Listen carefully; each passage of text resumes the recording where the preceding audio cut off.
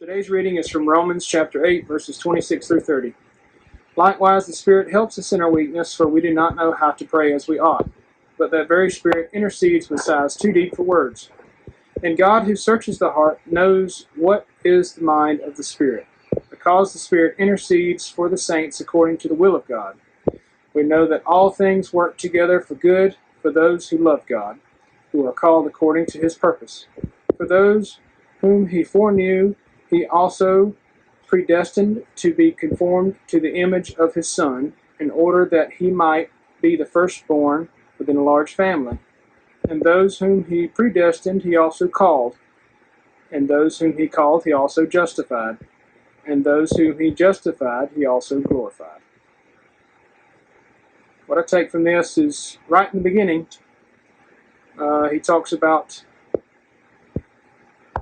helping us with our weakness and how we don't pray as we ought.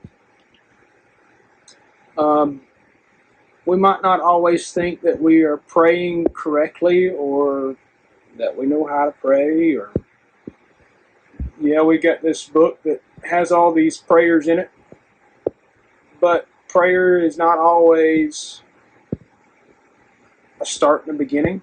It might just be a thank you. And the more you do it, the more you kind of exercise that, and the more you get accustomed to it, and the better you feel about it. We all want to be validated. You might not always think that, or you might always think that when you pray that something is supposed to happen. And that's not always the case. The way that we know that we're validated with our prayer is our faith that God is always listening.